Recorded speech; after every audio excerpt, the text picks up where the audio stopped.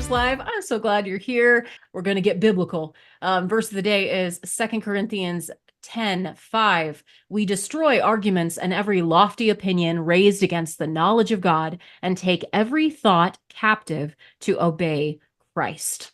That's been central for me and central, I think, for our household as we've been talking about what it means to have control of our thoughts and what it means that Jesus is Lord in our house also means he's Lord of how we think and how to set our minds on him and set our minds on things above and not on earthly things. And really, it's all too easy to get distracted by the here and now and by the dramatic and by the emotion of it all and the drama of it all. And in conversations like this, we're going to do a debate recap. We're going to give you the debate lowdown, the lowdown showdown debate, JD Vance and Tim Walz.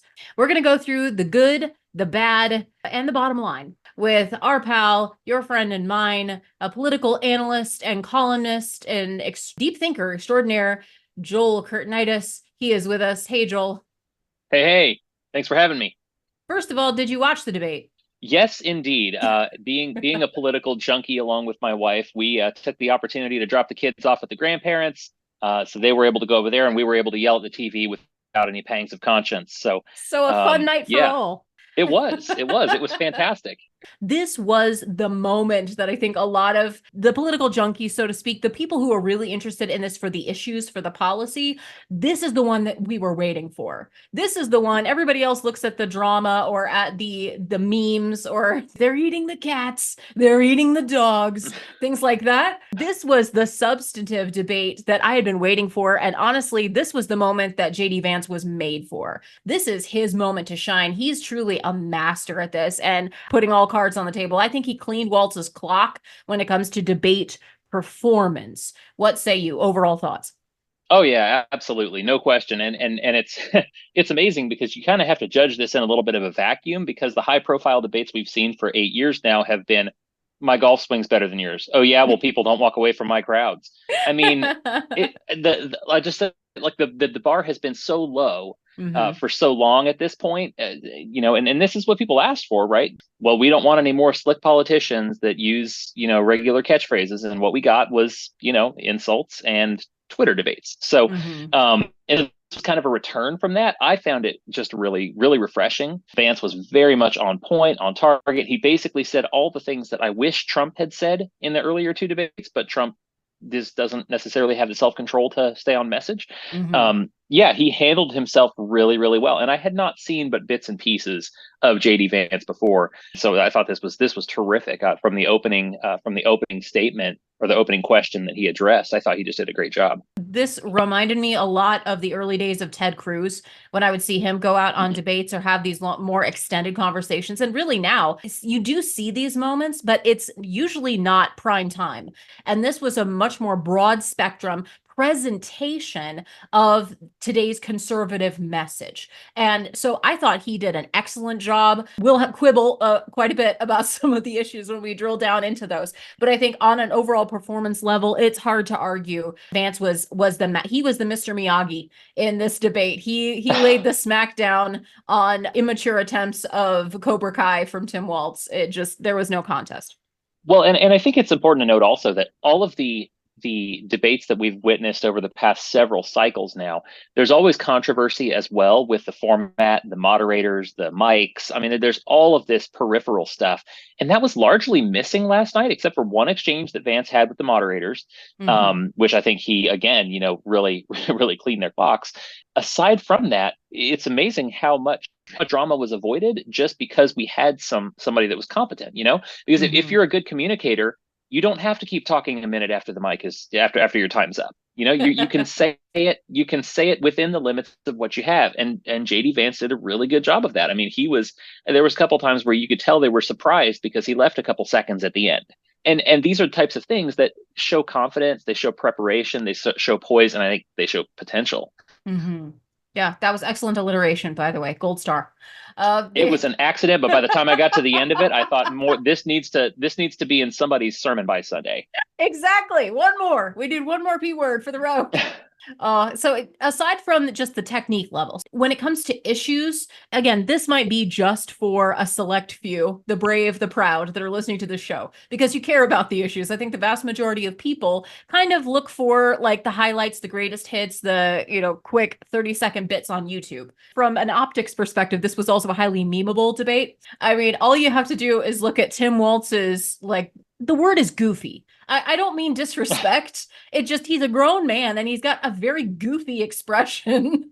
And then JD Vance's eyebrow straight to the camera. And that's all you need to know. Like, that one shot speaks 1,000 words. It really does. Waltz he's got the lovable oaf vibe. And I mean, he pretty much Maybe. called I mean, himself that. I'm sure his family loves him. And he pretty much called himself that too. But I got to say, out of all the different monikers that I've seen applied to him since he was chosen for the VP slot, Shapiro refers to him as a corgi, and I can't unsee that. A giant corgi. I feel like it fits. I feel like it fits. He called himself a knucklehead. That is a direct quote in this debate. He said, basically, I talk too much and I say dumb things. This is the resume. So we should elect you to be vice president because you talk too much and you say dumb things and you're a knucklehead that likes communist China? Yeah, in fairness, he was forced between a rock and a hard place there because he got caught in a bald-faced lie. Yeah. And it was either admit to being a liar or admit to being a knucklehead were the only options available to him. So he dove off the knucklehead cliff. In a choice between villain and idiot, idiot wins. Yes, exactly. That's the position he found himself in. And he was not there. There are other people. I mean, if it had been Kamala Harris, she would have word saladed, right? Well, people know who I am and where I'm from, and I grew up in a middle-class family, and she would have gone that direction. Waltz did. He's clearly not, for better or worse, he's not at that level. So he decided to just go straight with, I'm too dumb. I don't know what I said. I must have just misspoke. So pick me, America. Oh, goodness. Like, we have to finish those thoughts. When Kamala Harris won't stop with the, I grew up in a middle-class family, which she didn't. She didn't. Her single mom was a professor at Berkeley. She grew up as the child of 2 communist professors. Don't leave the dangling participles. And Vance did not. I thought there were lots of opportunities that he saw and took. He was prepared. I did have some issues with some of his answers, though. So let's make sure to get to that before the end of the day. But I think most of the people that were watching were interested in a few different issues. One, clearly the economy. Clearly, what direction are we going to take this country, and how are we going to be able to go from making it by to actually prospering? Were you satisfied with the case that he laid out? I think that his case was not necessarily an ideological one as much as it was a gut feeling one. And that frankly is what he and Trump need to be doing right now. The ideological case for, I'm going to say conservatism. I don't feel like conservatism had too much of a presence there in a traditional sense last night. But that ideological case has been made over the decades and over the generations. I don't know about their adherence to it, but that wasn't really on display last night. What was on display last night, from my perspective, was a gut feel approach to the American people, capitalizing on what Vance knows to be the message that has to win this election, which is, are you better off now than you were 4 years ago? Okay. And the answer to that is a resounding no, and everybody knows it, which is why I think it was so critical. And everybody that watched Trump, we just wanted him to do one thing in the debates, just one thing, and that is say the thing. Say the thing. Say, you're the vice president. This belongs to you. The nation is in ruins and it belongs to you. That's all he needed to say. He could have said that over and over again and ignored every question and just repeated that line, and it would have worked. Vance got the memo. He got that memo. And at the end of most of his responses, he started off and finished out with, Kamala Harris owns this. Joe Biden owns this. This mess that we are in right now, that everybody feels and everybody knows. You can say what you want about how or why or Trump's tweets are mean, but everybody that shops for groceries knows what's going on right now, and your team owns it. And the brilliance of that was that Tim Walz couldn't answer it. He can't answer it. What he should have been able to do in a sane world, what he would have been able to do is to say, hey, Kamala Harris isn't Joe Biden. And, she wasn't aligned with him on everything. We don't always agree on everything, just like Vance did with Trump. He would have been able to distance her from it, but he can't. And she can't, because that's how she got there. And so that's not an option. That makes her look weak. That makes her look powerless. That makes her look like she's lacking influence within the current administration, and they cannot concede that. And so, and that's all credit to Vance for taking the opportunity. But I do feel like he just said the thing. He said the thing we've all been waiting for them to say. It's a very, very easy punch that was just waiting to be taken. And now it just needs to be taken nonstop from now until the election. And that's the one moment where I thought Trump really shined, was right at the end in his closing arguments in the presidential debate, where he said, she hasn't done it. She hasn't done any of it. She's making all these promises now. Why hasn't she done it? And that was that was the refrain again and again and again from Vance. And he did so very successfully, I thought. That also held true on when issues of immigration came up. And again, Walz feebly tries to hang Christians by impressive misuse of scripture. Goes to Tim Walz for tonight. He just bizarrely tried to use Matthew 25, which you may have seen if you were watching the tweets last night, that the least of these started trending. And I'm like, kudos, I guess, to bring scripture into this conversation. Horrible application, though. Horrible execution, horrible exegesis, that if you don't agree with this, communistic government policy, then you don't really care about the poor. You don't really care about the least of these. And I just thought it worth pointing out that not only is that horrible theology, it's horrible policy, and it means that Tim Walz believes that foreign criminals invading our country are the least of these, but innocent preborn children are not. Well, for the benefit of your audience here, because I know you've got a Bible believing audience, I want to dig into that just a touch. Yes, because there might be folks who have been hit by that and don't know what to say. And I just want to normally the first thing that you can look for, especially in politics. Never look for good uses of scripture in politics. It's not a good place. It's not going to find what you're looking for there. But in this case, all you have to do is keep reading. Mm-hmm. And that is a key that I have had to sound exegesis throughout the years, is just when it comes to scripture, don't stop reading when the catchphrase ends. Keep reading. Yes. As much as you have done it unto the least of these, my brethren, my brethren, the least of these, my brethren. Who are his brethren? Who are the brethren of Christ according to what he said? Those who keep his commandments. Those who keep my commandments. Yep. Right. The same are his. The same are my mother and my brethren. Like, that is who it's referring to. So that's not to say that we should go out and beat random people on the street because they're not Christians. There's obviously that wouldn't be the application from this. It's a check against the unlimited and universal application of this to whatever pet social program people want. Don't be fooled. Don't be misled by people grabbing scripture and running away with it like that. There's no justification for this, and they don't believe it. They just hope that you're dumb enough to believe it. Yeah, it's just the bully club. Not scripture, right? But misuse of scripture. Right. It's the use of the billy club. You get like a few different verses. There's the least of these. There's judge not. There are, am I my brother's keeper? Like, horribly misapplied, just in general. Just love. Just love, y'all. And we never get a deeper definition of any of those things. And if you press them on it, they'll actually say, well, you know what? The Bible was written thousands of years ago, and it's just a musty old book, so we really shouldn't pay attention to it anyway. Just do what I want. Like, right. Okay, well, then you're your own God. Thanks for clarifying that for me. I just thought it was fascinating that I think he led into it by saying, I don't talk about my faith very much. I was like, yeah, I think that's evident. That's evident. Because ultimately in this discussion, your faith is in remaking government to suit you. And I'm sorry, but that God pales in comparison with the actual author of life and the universe and everything in it, who loves you enough that he sent his own son to Calvary to die on the cross so that we could all live with him forever in eternal glory and bliss. So I'm going to take that option. I'm going to take the actual God, but thanks. Thanks for playing. Did you hear a couple of weeks ago, I think it was a week or two ago, speaking of don't talk about my religion much, that Kamala Harris butchered Ecclesiastes? Oh, no. Did you see that particular gaffe? What did she call it? Ecclesiasticals or something? Yes, she did. I think so. I think it was Ecclesiasticals or something. It was, but I thought of that last night when Walz was saying what he said. I thought of that. Oh yes, this is right up there with Ecclesiasticals. It's just clearly so scripted. Somebody put this in his notes, his prep notes, and said, make sure you say this religious thing. That'll really show them. Right, because we've never heard that before. Yeah, got him. I will say, I thought that Vance's response to all of those things were good. I put those in the good column. And even the moment where he comes after the moderators for being unfair and for reneging on their promise not to fact check about immigration and about specifically about Ohio, which is Vance's home turf. Right. So they were trying to do a gotcha on him.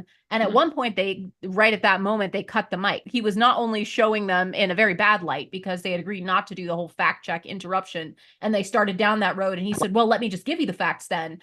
And those facts were not favorable. And so eventually they just cut the mics, which again, I think makes them look very bad. But I think the job of the candidate has always been to transcend the negative, even in an environment that's stacked against you. If you know that going into it and you have the skill, you have facts on your side and you have skill and competence on your side, especially if you can add a prevailing vision that is attractive to the American people and is aligned with our identity as Americans, then you should be able to knock it out of the park.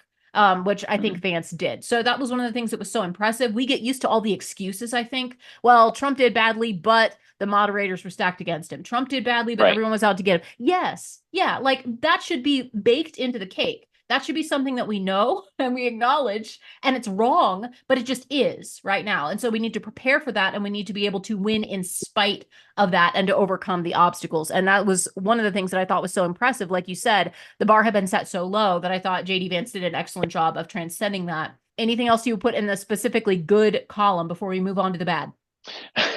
Well, I mean, I would agree about his approach to the moderators on that, because you knew they were going to try.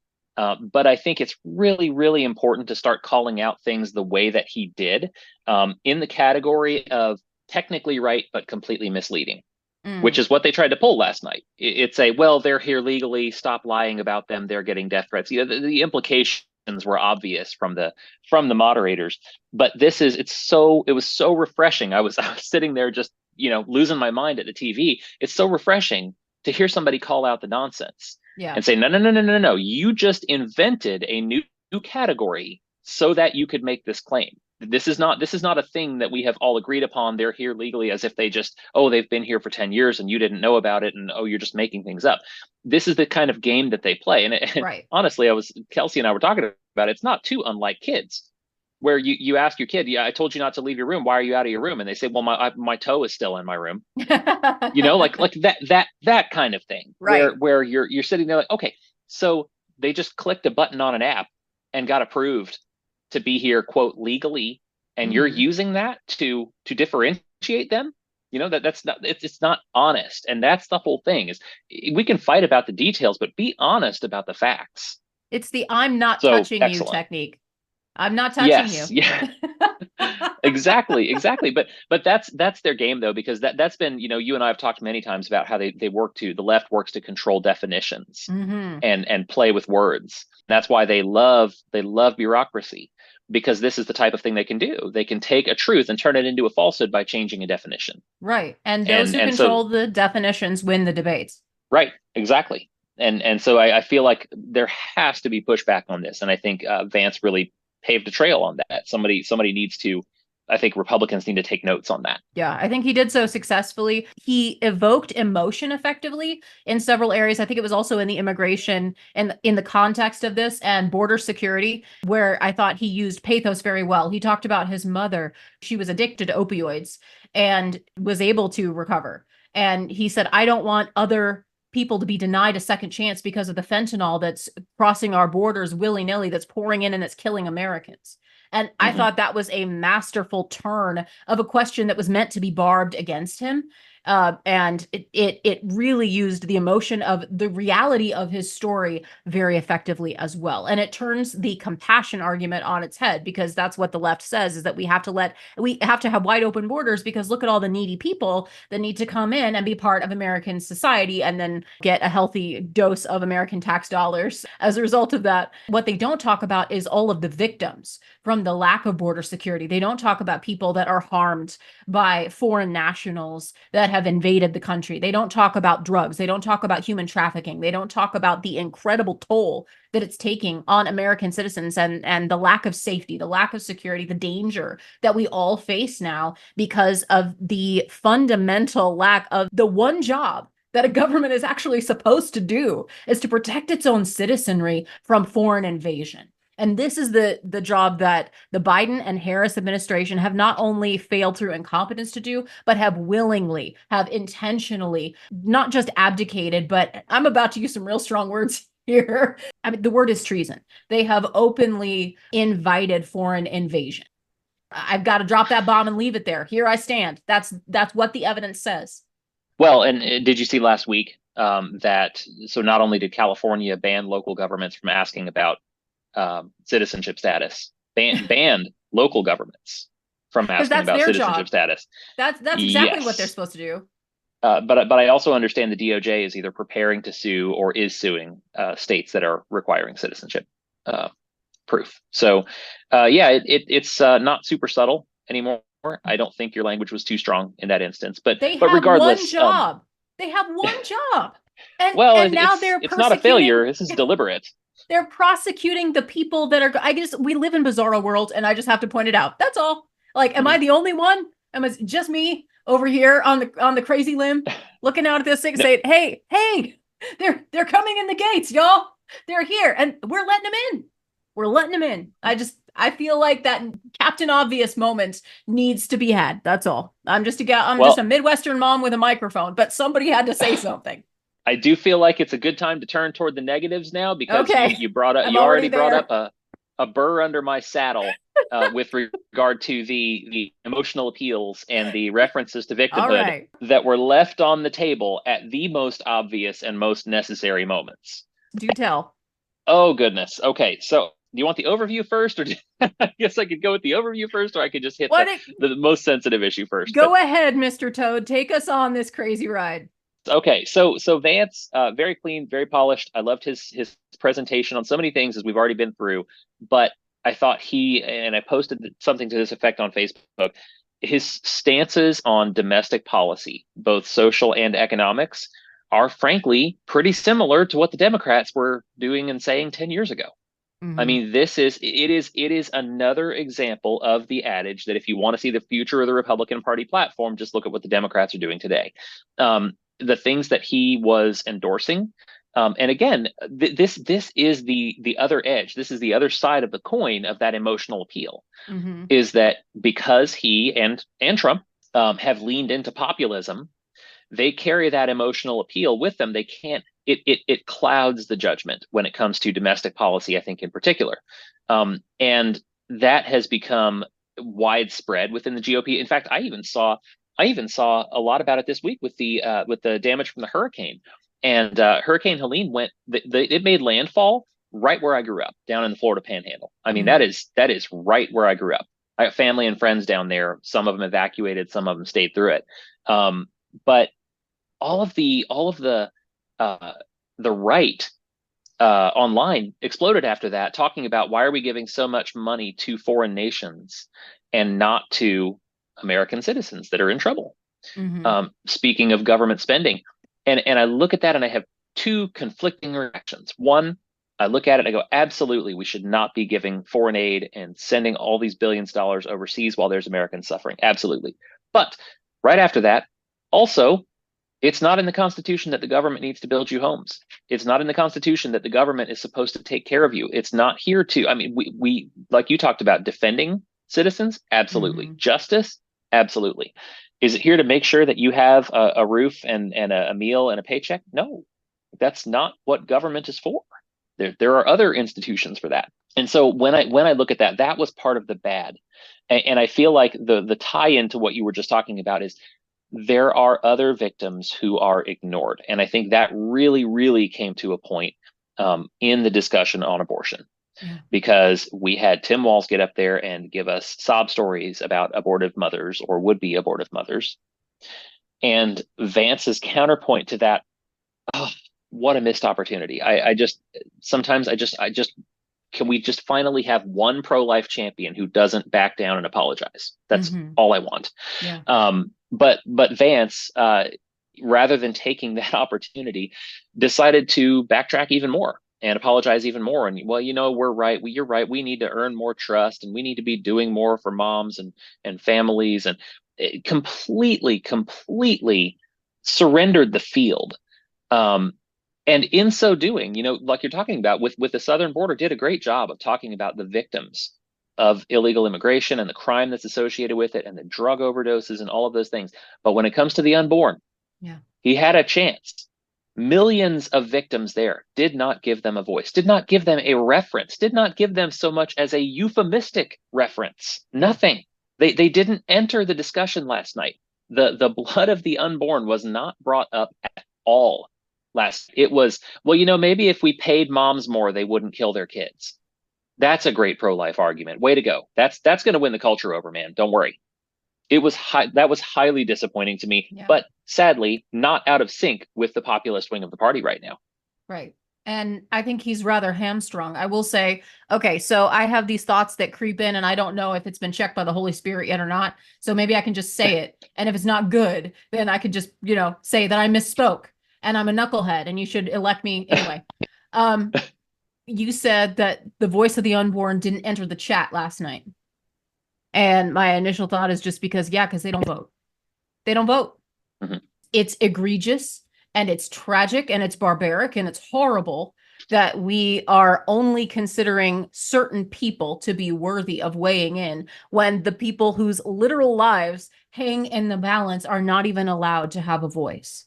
They're silenced and they're dehumanized and they're marginalized is not even a strong enough word. They're being destroyed. And we don't allow anyone to speak up for them or to advocate for them. And I say we, meaning the Republican Party today, meaning both major parties. On the Democrat side, they've done this. It's abortion on demand all the time, now and forever. Like that's their line in the sand is there will be no line, there will be no limit. Abortion always.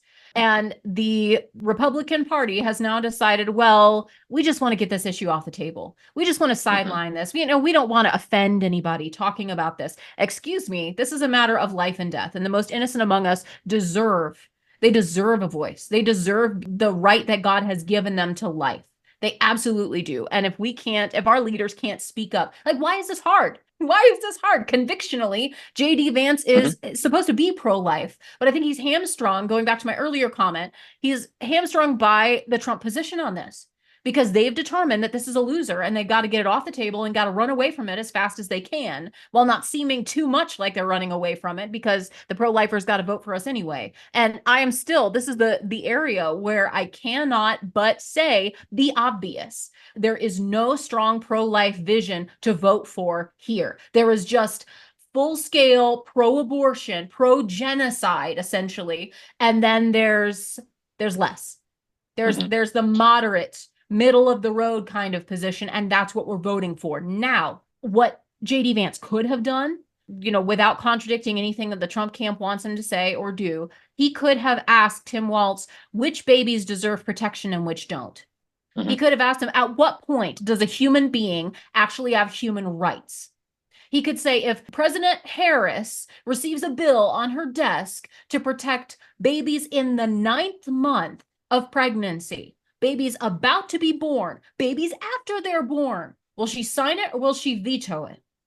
Because that's what you did, Governor Walz. And actually, that did come up in terms of abortion extremity, in terms of the radicalism that he has. And real people, real children died because of Tim Walz, because their parents went in, their mothers went in and tried to abort them, and they survived the attempt on their lives. And they were refused. They were denied medical care because of the heartless laws that Tim Walz approved, that they passed in Minnesota. And is now law that if a child is the victim of an abortion and they actually survive, that they are to be denied the basic decency of life-sustaining care.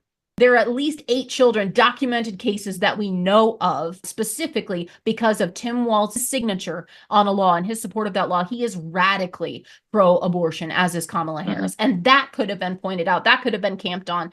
We have to begin from the integrity of saying that babies are worth protecting. that lives are Yeah. worth defending. And that when you continue to backpedal from that, then there's really nowhere to take that strong stand, even though this is an open invitation. This is the most radically pro-abortion ticket in American history that I have ever seen. And it's a shock to me that we can't draw stronger contrasts. And yet here we are. Exactly. And that's why I have to lay that. Yes, it's laid at Walz's feet, but it's laid at Vance's feet in terms of the debate last night. You need to be telling those stories, JD Vance. How come Tim Walz came prepared with his stories? He sat there and looked at the camera and told you the sad stories of mothers who tried to kill their babies but couldn't do it fast enough and so got themselves into trouble. I'm sorry to shorthand it that way, but that's the truth. And where are the stories of the victims on our side? Where are the stories? All he needed to do was bring up exactly what you just, let me tell you about victims. You just cited the names of the victims on your side. You know what? We don't even know the names of these ones because they were snuffed out before they had a chance to get a name. It's just unreal. The terms of the missed opportunity, it just grieves me. But I also have to say, even aside from principle in this, let's say that I am not, a pro-life ideologue at all, and I'm just wearing my strategy hat. What a stupid strategy to not only depress your most fervent supporters, but not even try to win the argument on something like this. If you're not willing to make the argument, if you're not even willing to make the argument, then you're conceding in the eyes of the American public, you're conceding all of the misinformation that the Democrats have said. All he was trying to say was, well, we just hope you trust us more. We want to make our messaging nicer. He didn't contest. That's the old define yourself before your opponent does. He allowed pro-lifers to be defined by our opposition and then didn't contest it. And just ended it with, just trust us. We just want you to trust us more. That's not going to sell. It's not going to get your side out. And it's also not going to grab one person from the Democrats' camp and win them over. That's not going to win anyone. And so even from a strategic standpoint, that's what I'm saying, is that even if you want to not capitalize on the issue of life strategically, okay, that's fine. But when it comes up, you need to do better than this. You need to be able to convince folks in the middle. No, we're not just, because what it looks like, what it comes off looking like, if you're not a political, junkie, what it looks like is that, well, Republicans are everything the Democrats say. We're just hiding a secret agenda to, log people's miscarriages and like all of these horrible things. He didn't deny any of those things because he didn't make the positive case. Which leaves everyone thinking Republicans do want the Handmaid's Tale. We just want to say nice things about it. What a missed opportunity. You cannot concede that point because it's not true that all of this is about controlling women's bodies, because that's all the conversation was about. Again, nobody's talking about the other bodies that are in play here, the other people, the other human beings that are involved here. That's what this is about. The passage from James comes to mind, not to pull a Tim Walz, because I talk about my faith all the time. In James, it says, a double-minded man is unstable in all his ways. And that's what it seems like. And that's what's being perceived, I think, by the American public on the Trump-Vance ticket on abortion, on this new Republican Party. If you won't take a stand, you're trying to have it both ways. You're trying to have my feet in the technically pro-life pile. Again, my toe is in the room, but over here, I'm trying to campaign like I'm not. I'm trying to campaign like, look over here, like there's some sort of sleight of hand pulling one over on the moderate middle. And the truth is that comes across as disingenuous. It comes across as a lack of integrity. It comes across as double-minded. And the reason that Vance can't take a strong stance on this, again, people tend to follow strength. People tend to respect strength in a leader, even if you disagree. There's a lot of things about which people, even in the fervently Republican camp, might disagree with on some points with Donald Trump, but they follow him because he is a strong leader, and whatever he says, he goes 1,000% ahead. There is no turning back. There is no reverse on this thing. There is only full steam ahead. That is the Trump train. And why can't he adopt this same principle on abortion? Why can't he say that babies deserve protection? Why can't he just say, you know what, we're not going to slaughter innocent children in this country. We're not going to allow this to happen. This is death. This is horrible. This is bad for women. It's bad for babies. We're pro-family. Moving on. Well, and it would be that simple. Yeah. And he did that against Hillary Clinton. If you remember, when he was debating Hillary Clinton, abortion was brought up. We all knew he was not, life at conception. We all knew he wasn't an ideological, stringent pro-lifer. But he did what was effective, and he did what won, which is he made the case from the point of view of innocent life. Hey, you guys are the extremists on abortion. You want to go all the way through to birth, and I think that's despicable. It's worse than other countries in the West. We're more permissive on abortion than all these other nations. And he made that case. And that's all I'm asking for this time. I don't need them to, go as hardcore as I am right off the bat. Mm-hmm. What I want to say is just for the sake of your own electorate, for the sake of your own strategy, even if you want to leave this particular battlefield, throw a punch on your way out. Yeah. Like just take January 6th, for example. January 6th came up. Nobody on the right wants to camp out on J6. It's not a winning issue. There's nothing good that can come of talking about that. But even on that, Vance took it and effectively turned it into a discussion of Kamala Harris's censorship. That was terrific. It was wonderful. That's exactly what he should have done. Okay, you're gonna hit an issue that I'm not comfortable on, or I don't feel like is a winning one for our campaign. Let me show you a vulnerability on that, and I will throw my message out there as strongly as you do yours. He should have done that with life. He didn't. And that's my complaint. It's not that that it has to control stake of their entire message for the campaign, but even if you're going to retreat, throw some punches on the way out. Yeah. Do some damage. Scuttle those ships. Don't surrender the whole territory and apologize on your way out the door. It's reframing. That's the strategist in, because now I'm good and depressed about my number one issue. It is a problem that nobody's championing this in the race. And I feel like I'm taking crazy pills over here, just saying, save the babies. Just like say something good about what's good and true and noble and honest over here. The future of the country. Doesn't it demand that? Again, I'm all by myself out on the limb screaming at the TV. But I did think overall, Vance did a really good job. You mentioned that. I did have concern about January 6th. I had that in my ugly column because I think that is an ugly accusation. I think the American people don't want to camp out there. I think that's for like hardcore leftists continue to lob that like a grenade. And I thought that Vance did a really good job of pivoting. That's it. What you saw in real time was the pivot, because Democrats, for all that they say that Trump's a threat to democracy and he's a threat to the people and he's a dictator in waiting, what we have seen, the dictatorial nature of Democrats is on full display. Every time they have power, they seek to stamp out, they seek to control, they seek to censor, they seek to tell, they literally put masks on us and tried to shoot chemicals into our arms and our brains and just say, oh, well, anyone who disagrees with me goes to jail. Anyone who disagrees with me disappears. Anyone who disagrees with me doesn't get the right to speak. We will shut your microphone off. We will deplatform you. We will accuse you of disinformation. John Kerry, a month ago or less, within this last month, literally said that the First Amendment is a big obstacle. The First Amendment is a hurdle that has to be overcome so that we can stop disinformation and save the planet for climate change or some. The First Amendment is the obstacle, and we have to be able to overcome it. That's the strategy. So I thought that was brilliant to take those two perhaps somewhat unrelated things, you might think, and the pivot was a beautiful thing. But I think the ugliness of January 6th, I think people don't want to look back. That's why the Harris campaign has been talking about moving forward, and yet they continue to camp out on January 6th. So a little bit ironic, don't you think?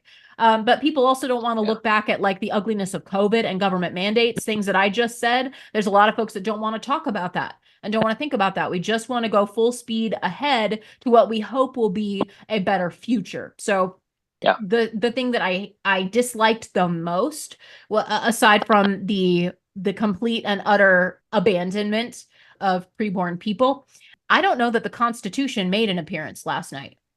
I don't know that any discussion of freedom or getting the government off the backs of the average American made an appearance last night. And I've been concerned about that for quite a while now. And almost no difference, like you pointed out, Joel, between the spending of the Republicans or the domestic policy of the Republicans compared to the Democrats. It's just a little bit less. We don't talk about freedom. We don't talk about the Constitution. We don't talk about limited government or free markets or freedom in education or freedom of thought, freedom of speech. We don't talk about freedom at all anymore unless it's as a catchphrase. Yeah, or free trade.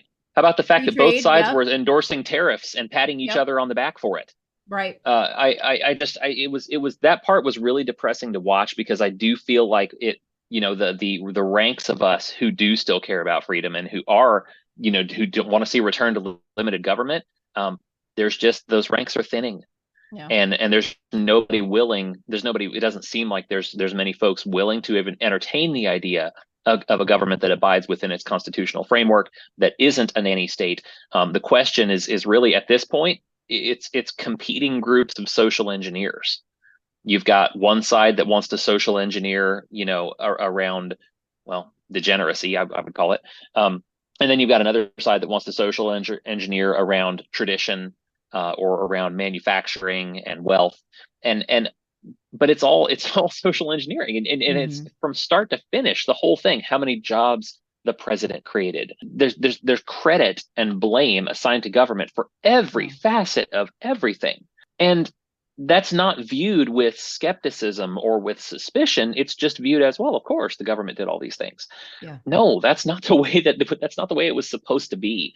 And so that part was a little bit depressing too. That this really well-spoken, promising young guy that we have running within the Republican Party, he probably has a very bright future within the Republican Party, is going to effectively lead us ideologically to Barack Obama 2008. That's pretty much where, I mean, he basically endorsed the premise of Obamacare. I don't know if you caught that. He endorsed coverage, mandatory coverage or pre-existing conditions. He could have been on an Obamacare ad. Yeah, there's not any daylight between them in terms of policy on these domestic policies. It's more about the language in which they frame it, with regard to social engineering. That part of it, I really feel like there needs to be a rebirth there.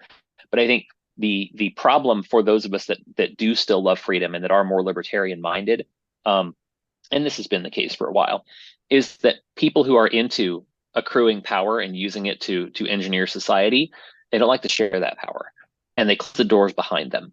And so if you're somebody who wants to get involved in this sort of thing, you'll find a lot of locks and a lot of barriers to entry. And that's just the nature of the machine at this point, where you've got both sides competing for this power that's in the middle, and trying to pull it their direction. And nobody's interested really in casting the ring into the fire. Are you sure? Because I'm sure if I put on the ring, I'm sure if you put on the ring, then we'd use it for good. And we just give it right back, just like for 2 seconds. We can be a dictator on day one. It's fine. Oh my goodness. I wondered if that was what you would say next. Yes. Dictator for a day. Oh goodness. If I could be dictator for a day. It's kind of like that Julius Caesar dude. He seems fair. He's got a good plan. If we just give him all the power, all we got to do is make him total and complete potentate of everything. And then he's going to fix all the problems and then give all the power back. It'll be great. Oh goodness. Said every empire in decline ever. I will say, so again, now that we've thoroughly depressed everybody about the future of freedom and life in our nation, maybe a timely reminder that our destiny, our future does not rest in princes, and neither does our hope. As Christians, when we're looking at all of this, we are strategizing. We're seeing a lot of good things. We're seeing missed opportunities. We are seeing some positives in the potential direction. But really, what this does is hopefully turn more people's hearts and minds back to a recognition of the truth. Because I think that's one of the things that the left has done so much harm on every front. Pick your category, really. We have destroyed the family and the foundations of where we learn what's true and what's good. And then we expect government to come in and help rectify the mess that they themselves has created. The Reagan line comes to mind, which is a government that's big enough to give you everything that you want, is big enough to take away everything that you have. That's a philosophy that we don't understand anymore, because all we have is our hands out, because that's all we think we're capable of. We've gotten weak.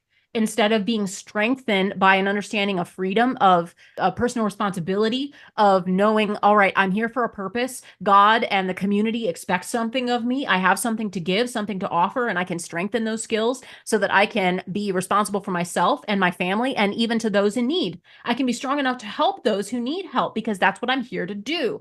If we can return to that simple understanding of that philosophy, then maybe we can start building with enough common ground to rebuild a nation again.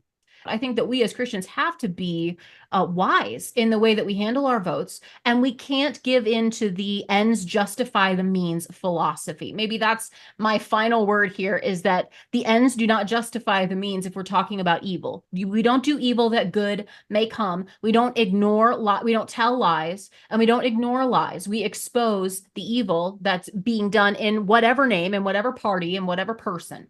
We tell the truth. And the truth is the only thing that has the power to set us free. And that applies, yay, even in politics.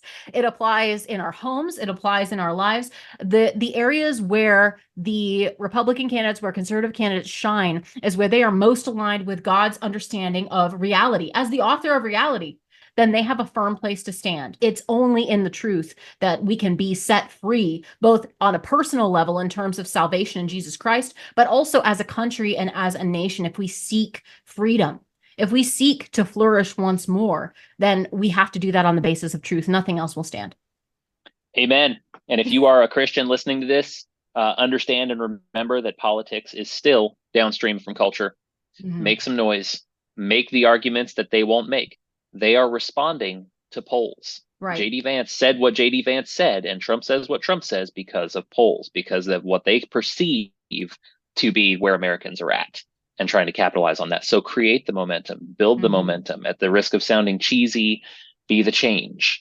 And we will, the American people are capable of leading. You don't have to wait for a figurehead in that regard. So do those Facebook fights, do those Twitter arguments, talk to people in your living room, be out there, standing for what's true. Yeah. Well, and we can do so with kindness, which honestly, I think Vance did a good job of showing as well. And maybe there was too much agreement, too much mutual admiration on that stage for my taste. But I could see the tactic he was using, which is to be kind and to assume good intentions on the part of the opponent. I think that's something that we can honestly learn from as we discuss these things. You don't have to be angry. And I break my own rules sometimes. Lord help me. I do. But yeah, pray for me. I'm a work in progress. But I think we can be passionate about those issues, but we always have to remember that we're sitting across from someone, especially as Christians, we're sitting across from someone Jesus loved and died for. So no matter what, when we're talking to that person, our goal is not to destroy our ideological enemy, boldface. Our goal is not only spread the truth, but also to awaken their heart to life and to flourishing toward salvation, if we're getting theological. Yeah, that's my 2 cents as well. Awesome. Well, I think we've solved all the issues. Easy enough. Okay. Tomorrow we tackle foreign policy and world peace. To talk with you, Joel Kurtinitis, excellent guest. And thank you so much for lending your steady analysis, your insights. All the best to you and the mighty Kurtinitis at your house. Thanks so much for having me. And until next time, like I said, hopefully this is a conversation that we can learn from. We can learn from these tactics and say, all right, that really worked. Not sure I would have done that. Okay. And we can be effective in promoting not only just political discussions, but also ones of eternal significance about why we're here, that there's a reason, to look for what's right and good and true. And it's not just something we make up as we go along. And if we have more of those conversations, exactly as Joel said, I think there is a bright future ahead. Are you with me? Who's with me? Our threefold mission as we wrap up today. If you enjoyed this conversation, pass it along to a friend or an enemy. I mean, it really doesn't matter for the algorithm. Share and share alike. But until next time, let's keep on loving God, serving people, and living free. Thanks for listening to FaithWorks Live.